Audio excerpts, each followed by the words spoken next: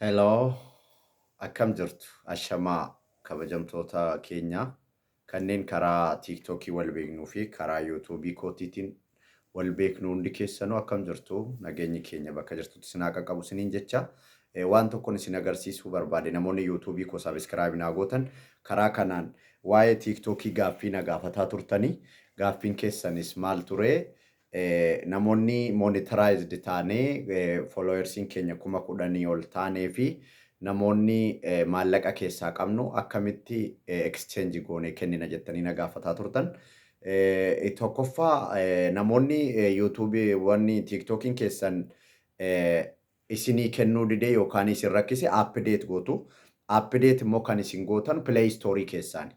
Play Store keessa seentanii update gootu malee delete gootaniitii miti.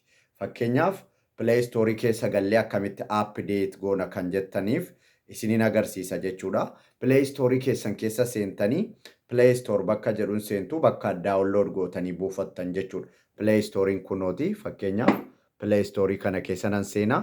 Play Store keessa gaafan seenee maalin godhaa TikTokii koo kanan fida jechuudha. TikTokii koo kana fideen gaafan Play Store keessa seene TikTok jedheen barreessa. TikTokii koo inni nuu hin fida jechuudha. TikTok jedheen barreessa. TikTokii koo hin fida. TikTokii fayyadamu kana gaafa inni fide update kuno. Update jedha kuno. Update gootu jechuudha. Kuno ofumaa isaatii naannessee fidaa jechuudha. Update godhi jedhee fidanninu update gootu naannessaa jira. Update godhee yeroo inni fixe hin buufattu gadi jechuudha. Inni kan biraan immoo namoonni fakkeenyaaf giiftiin isinii kenname giiftiin erga isinii kennamee ka'e akkamitti exchange godhanna jettanu isa lammaffaadha jechuudha. Inni isa immoo akkam gootanii fakkeenyaaf as keessatti fakkeenyaaf as TikTokii keessan seentu TikTokii keessa erga seentanii booda siitingii keessa seentu jechuudha. Siitingii keessa seentu siitingii keessa seentanii asiin bakka sarara sadii sana gadi tuqxu jechuudha. Seating privacy kan jedhu kana gadi tuqxu isa lammaffaarra jiru isinitti mul'ata jedhee yaada garuu isinitti mul'ata jedhee tan abdii qaba. Isa keessa gaafa seentan bakka balance jedhu gadi tuqxu balance kan jedhu kana gadi tuqeen jira namma balance kan jedhu kana tuqeen jira. Balance kana keessa mee maal akkan qabu ilaalla walumaan ilaalla jechuudha.